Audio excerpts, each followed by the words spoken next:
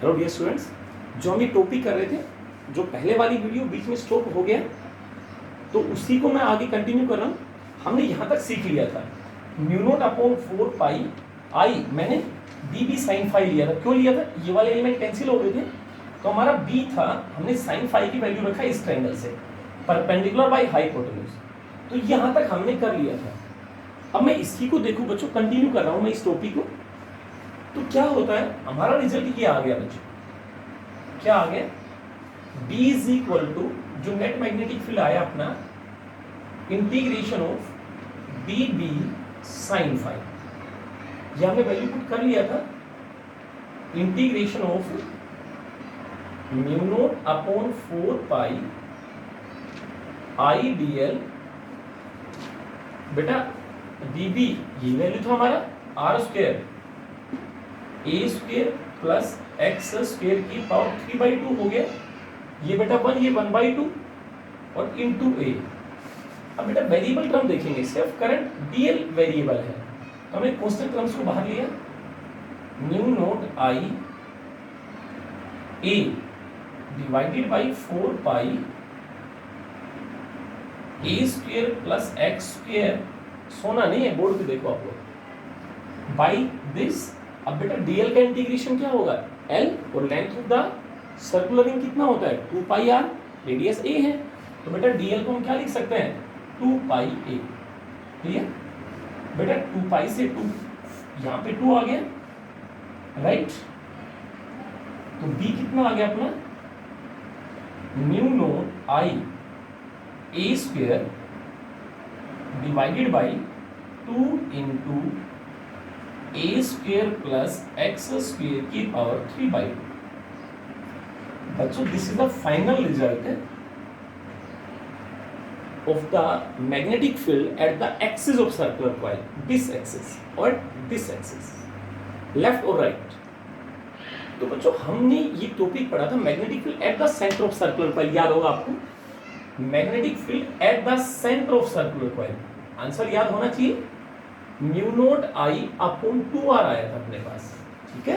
और एंट्रेंस होती थी तो एन आई और होता था, एन और मल्टीप्लाई कर देते हैं। अगर मैं ये चीज बोलूं आपसे कि if this point is shift at the centre, ये पी पॉइंट यहाँ पे है, इसको सेंटर पे शिफ्ट किया हमने। If the point P is shifted at the centre of circular coil, means this way, this is the point, this is the observation point where we want to calculate the magnetic field.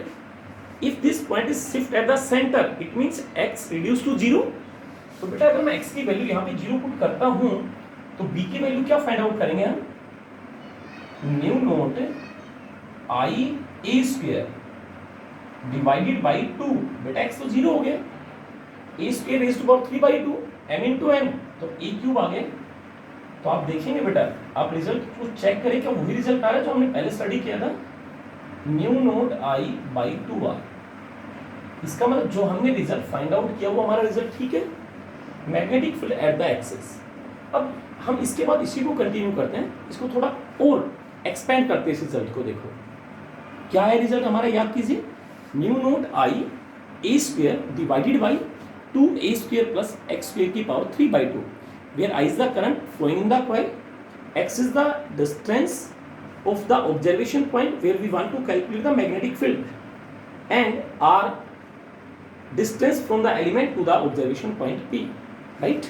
अब देखो बच्चों, इसके हम थोड़ा सा इसमें और change करते हैं। आपको क्या रिजल्ट आ गया हमारा? B is equal to mu naught I A square divided by 2 into A square plus X square raised to power 3/2 बच्चों, ठीक है?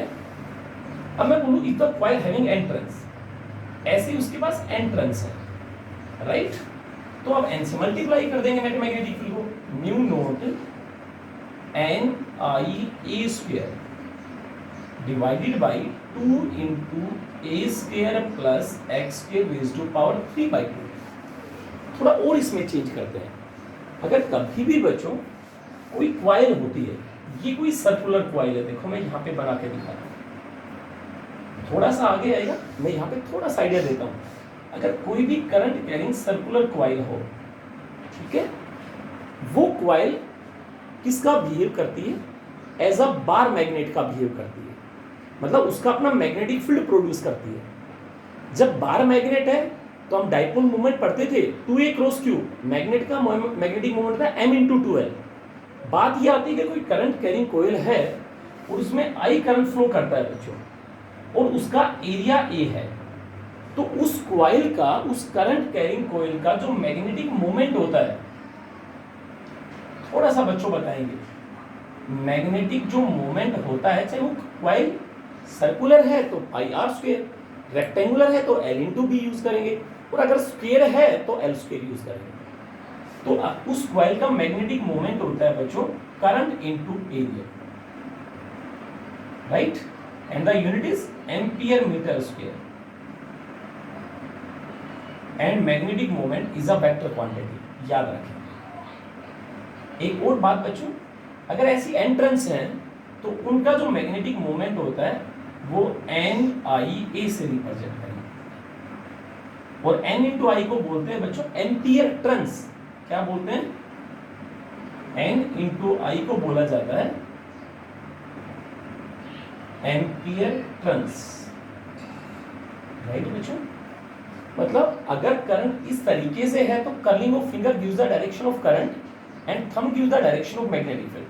अगर करंट ऐसे मूव कर रहा है तो magnetic field normal to plane and inward, magnetic field magnetic moment भी, और अगर करंट ऐसे है तो magnetic moment normal to plane and outward. यहाँ पे सिर्फ इतना मीनिंग बताना है, अगर कोई भी करंट कैरिंग कॉइल है तो उसका मैग्नेटिक मोमेंट कितना होता है, M = current into area of the coil. ये डिपेंड करेगा वो कॉइल सर्कुलर तो एरिया आपका you will know, and if the coil is rectangular then the area is you know L × B, if the coil is square then L²। And magnetic moment एक vector quantity होता है, उसका direction Fleming right hand thumb rule. इस तरीके का current है तो magnetic moment normal to plane and inward, ऐसे करंट है तो magnetic moment normal to plane and outward. तो हमें एक चीज बता दिया, इस कॉइल का मैग्नेटिक मोमेंट क्या होगा, करंट इनटू एरिया, और एंट्रेंस हो तो NIA। क्लियर ना? अब मैं इस रिजल्ट को थोड़ा और आगे बढ़ाता हूं। देखो मैं क्या करूं बच्चों, ये जो रिजल्ट अपना आया है इसमें बेटा मैं पाई से मल्टीप्लाई करता हूं, या 2 पाई से मल्टीप्लाई किया मैंने, उसको 2 पाई से डिवाइड किया, तो देखो ये क्या बन गया, न्यू नोट अपॉन 2 4 पाई 2 NI पाई A² लिख सकता हूं मैं, डिवाइडेड बाई बच्चों, उसको बोलेगा चुप रहो, उसको क्लास करते रखो। तो बच्चों हमने यहाँ तक रिजल्ट यूज किया था, ठीक है। तो डिवाइड, ये 4 पाई हो गया बेटा अपना, ये कितना आ गया A² प्लस x² की पावर 3/2। ये बेटा एरिया ऑफ कॉइल नहीं बन गया पाई A², तो क्या आ गया, mu naught upon 4 pi 2 NIA divided by बच्चों A² प्लस x² की पावर 3/2 बच्चों। मैं इसी रिजल्ट को आगे, अब आप देखेंगे NIA, ये क्या बताया था, कोई भी करंट कैरिंग कॉइल हो उसका मैग्नेटिक मोमेंट होता है I × A, और एंट्रेंस वो तो होता है NIA। तो बच्चों मैं क्या करूं, अगर इस रिजल्ट को थोड़ा सा और हम मैग्नेटिक मोमेंट की फॉर्म में लिखना चाहें तो कितना आएगा ये result, B = mu naught upon 4 पाई 2 NIA बेटा मैग्नेटिक मोमेंट होता है अपॉन A² प्लस x² की power 3/2। This is the magnetic field in term of magnetic moment at the axis of circular coil बच्चों। दूसरी बात बच्चों, अगर मैं ये बोलूं आपसे कि x तो कहीं पे भी हो सकता है, क्योंकि बेटा एक्सिस तो यहाँ भी हो सकती है, तो a तो बहुत ही स्मॉल है, तो x is greater than a, तो हम A² को कैंसिल आउट करें तो मैग्नेटिक फील्ड कितना आ गया, म्यू नोट अपॉन 4 पाई 2m/x³। बच्चों याद कीजिए, electric field due to electric dipole on axial line, short dipole के लिए 2p/r³। तो वहां पे उसका डाइपोल मोमेंट होता था कि नहीं होता था, p। यहाँ एनालॉजी देखो, मैग्नेटिक मोमेंट आ गया मैग्नेटिक फील्ड में, r की जगह हमने d यूज किया, वहां k की वैल्यू क्या होती थी 1/4 पाई एप्सिलॉन नॉट, यहाँ पर क्या हो गया म्यू नोट अपॉन 4 पाई। बच्चों this is a result of magnetic field at the axis of circular coil. दूसरी चीज बच्चों, अगर मैं ग्राफ की बात करूं, अगर हमें ग्राफ को प्लॉट करना है किसके बीच में, बी और एक्स के लिए, तो देखो किस तरीके का रिजल्ट आता है। मैं जैसे ये कॉइल बनाता हूं, देखो आप लोग ना, ये हमारी कॉइल है, राइट, ये सेंटर है बच्चों, ठीक है, ये सेंटर है, इधर मैंने बी लिया बच्चों, ये डिस्टेंस हमारा एक्स। तो बच्चों बी का आंसर याद कीजिए, mu naught N I A square upon 2 into A square plus X square की पावर 3/2। अगर x 0 है तो b मैक्सिमम होता है mu naught N I by 2r, maximum बना दूं। उसके बाद अगर इधर जाएंगे तो भी बेटा मैग्नेटिक फील्ड कम होगा, और इधर जाएंगे तो भी मैग्नेटिक फील्ड क्या होगा, डिक्रीज होगा। एक और केस, अगर मैं x को a पुट कर दूं बच्चों, राइट, जैसे जो x था हमारा, ये मैं a की इक्वल मान लूं, तो ये वाला डिस्टेंस कितना आ गया, √2a आ गया। तो ये रिजल्ट क्या बना, देखो पुट करें, देखो x की वैल्यू a पुट किया हमने, राइट, तो ये कितना आ गया बच्चों, b is equal to mu naught N I A square, किससे डिवाइड करूं मैं, 2, बेटा ये क्या हो गया, 2a स्क्वायर की पावर 3/2 बच्चों। तो देखो आप लोग ध्यान से, यहाँ पर 2√2 सोल्व कर लेंगे, this is the magnetic field at the axis of circular coil. इसके ऊपर कुछ एक न्यूमेरिकल्स हैं जो मैं डायग्राम आपके सामने बनाता हूँ, देखो कैसे बच्चों। एक तो इस तरीके से, ये सिर्फ टॉपिक जो होता है सीबीएसई पॉइंट ऑफ व्यू से बहुत इंपॉर्टेंट होता है। अगर मैं आपसे बोल दूं बच्चों, एक कॉइल ऐसे रखा है और दूसरा कॉइल ऐसे रखा है, ध्यान से देखो, ये कॉइल ऐसे, ये ऐसे, मतलब दोनों का प्लेन परपेंडिकुलर है, क्या एक कॉइल ऐसे रखा है तो दूसरा ऐसे रखा है, इस पॉइंट ऑफ फील्ड निकालना है, राइट, या दोनों कॉइल ऐसे रखे हैं कोएक्सियली, इनके बीच का centre to centre distance 2r है, तो सेंटर पे डिस्टेंस निकालिए। करंट की डायरेक्शन सेम भी हो सकती है और अपोजिट भी हो सकती है। इस तरीके का क्वेश्चन आता है इससे। जैसे मैं बोल दूं, एक कॉइल तो बच्चों ऐसे रखे, देखो ध्यान से देखिए, मतलब ये प्लेन से परपेंडिकुलर हो गया और इस पॉइंट ऑफ फील्ड निकालना है, इस कॉइल का रेडियस a है और दूसरा कॉइल ऐसे रखा है, ये डिस्टेंस x, ये भी डिस्टेंस x, करंट दोनों में इस डायरेक्शन में, ठीक है। तो इस पॉइंट ऑफ फील्ड निकालना है बच्चों x, देखो अब ये कॉइल ये एक्सिस पे तो आ गया, इस तरीके से ये कॉइल इस पॉइंट ऑफ फील्ड निकालना है, तो हमें ये डिस्टेंस, ये मैग्नेटिक फील्ड निकाल सकते हैं। अब देखो ये कॉइल में करंट ऐसे है, तो मैग्नेटिक फील्ड इस प्लेन में आ गया, मतलब इस कॉइल की प्लेन में आया या नहीं आया। अब इस कॉइल में फील्ड ऐसे है, करंट ऐसे मान लो, या करंट ऐसे है, तो या तो करंट फील्ड ऐसे आएगा या फील्ड ऊपर आएगा, मतलब दोनों का फील्ड परपेंडिकुलर आएगा, क्योंकि दोनों कॉइल्स परपेंडिकुलर है। ये कॉइल ऐसे, अब ये कॉइल में ऐसे करंट है तो फील्ड इस डायरेक्शन में आ गया, ये कॉइल में करंट ऐसे है तो या तो फील्ड ऊपर आएगा, ऐसे करंट है तो नीचे आएगा, तो दोनों फील्ड के बीच में जो एंगल है वो कितना, 90 डिग्री, तो नेचुरली क्या आएगा, b1 square plus b2 square under the root. आप बोर्ड पे देखेंगे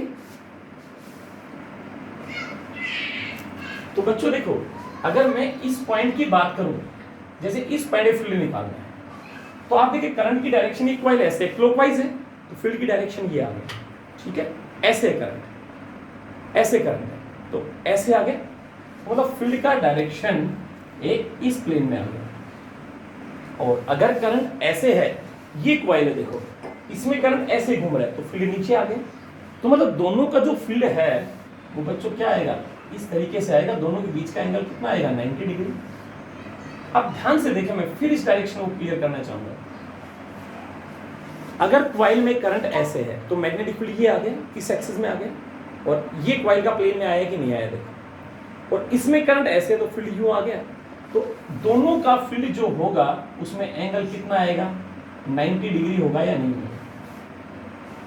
तो इस पॉइंट ऑफ फील्ड क्या आएगा, म्यू नोट एन नहीं है तो रहने दो, आई A square 2 into A square plus X square की पावर 3/2, तो √2 भी की नेट फील्ड क्या आ गया भाई, b1 square plus b2 square under the root, right ना, क्लियर सभी को, ये आ गया नेट।